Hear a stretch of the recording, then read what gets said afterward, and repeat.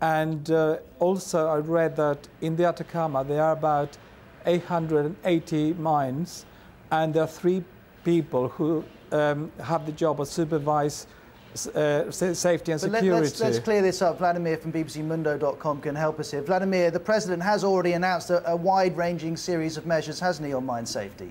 Yeah, the other thing that they argue is that Chile has a better safety record than many other mining countries in Latin America. Nevertheless, it is true that these type of situations can be common, and this is an accident we know because it's been a great story altogether as how the miners are being rescued and all that. But this is unprecedented, and these type of accidents can be common and need, what many people argue, a better regulation in Chile.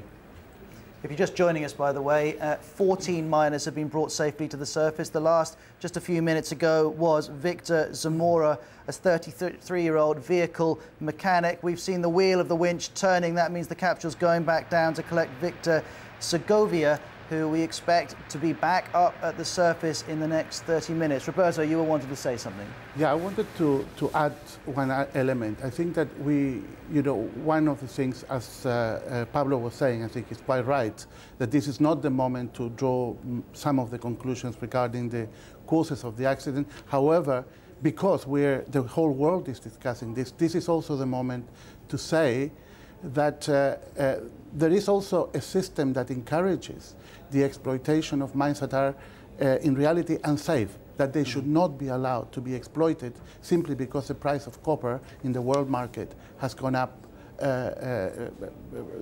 during a certain period. This mine would be out of action, would be uneconomic if this... Let me just interrupt you, Roberto, because we can see the capsule arriving now. This is really an extraordinary camera point which has been set up. It allows us to see the miners who remain underground and the man who is preparing to get into that capsule. That, as I was saying, is Victor Segovia, a 48-year-old electrician. He's spoken of a hell that is killing me, of an eternal darkness which he sees in his dreams. To put it mildly, he'll be relieved to get into that capsule and get out of the area of the mine where they've been living for all of those days.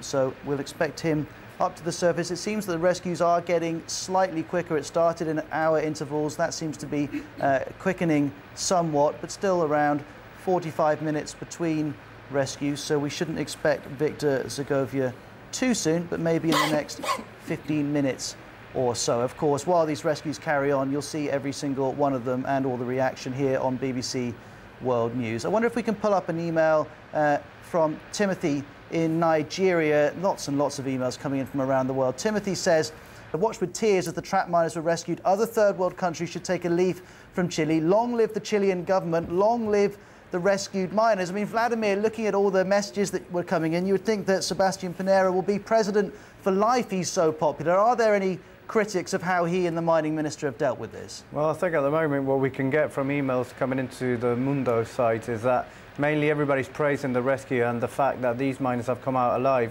Many people in Latin America saying that they thank God for this happening. But there's an interesting message from Alicia from Argentina. She's saying, "I wish you, the miners, all the best for what's coming now." And that's an interesting point of how the miners, the rescue miners, are going to deal with all the overwhelming things that are going to come their way at the moment. Thank you very much indeed, Vladimir. We were talking about the miners' futures. I'm curious, as are lots of our viewers, about Chile's future. Pablo, much has been made about how this will transform Chile. It'll make people, the wealthier Chileans, more aware of those men and women who work hard for not a great deal of money. Do you think the effects will last in the long term? I hope it does some effect because Chile, although has perhaps the best economy in Latin America, nevertheless has the biggest disparity of salaries together with Brazil. So the richest and the poorest, the gap is bigger than other countries.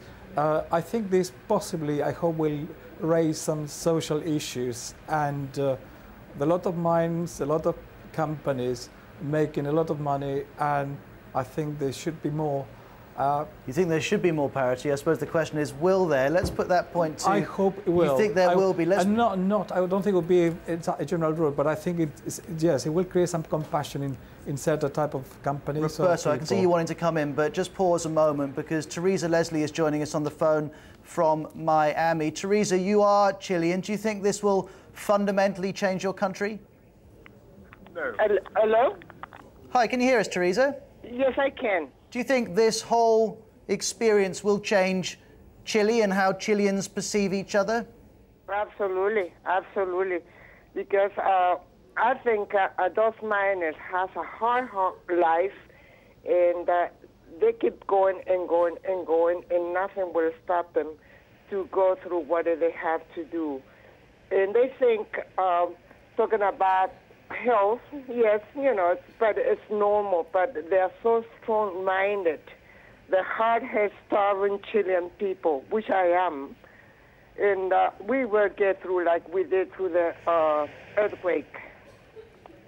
Teresa, thank you very much indeed for speaking to us. On your screen there, you can see officials on the telephone. We also saw the shot of the capsule still in the area, not the whole area, but one of the areas where the miners have been living. We expect that capsule to have a man in it heading upwards very soon. Roberto, Teresa there sounded optimistic that this would change something, but some people are being a bit more cynical about whether really anything will change once the drama has passed. Well, I think the important thing is that we separate. There is a certain element, a certain hype that's created by media. We have 1,500 newsmen on the spot, and that in itself is creating an event beyond what the rescue operation is. And lots of Chilean flags as well. Exactly.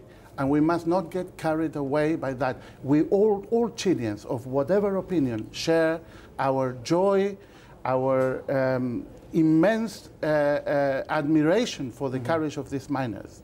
There is no question about that. But beyond this immediate emotional element, we should look at ourselves as a country, because we tend to look at ourselves as a very modern country. These accidents, what happened in the earthquake, shows also another aspect of the country. I'm going to interrupt you because we've just managed to get Eddie, who's called us. He's in Kampala. Eddie, a quick comment from you. Yeah, thank you very much. I've been following up the mining tragedy in Chile since it began. I'm really fascinated by the way the Chilean government has handled it.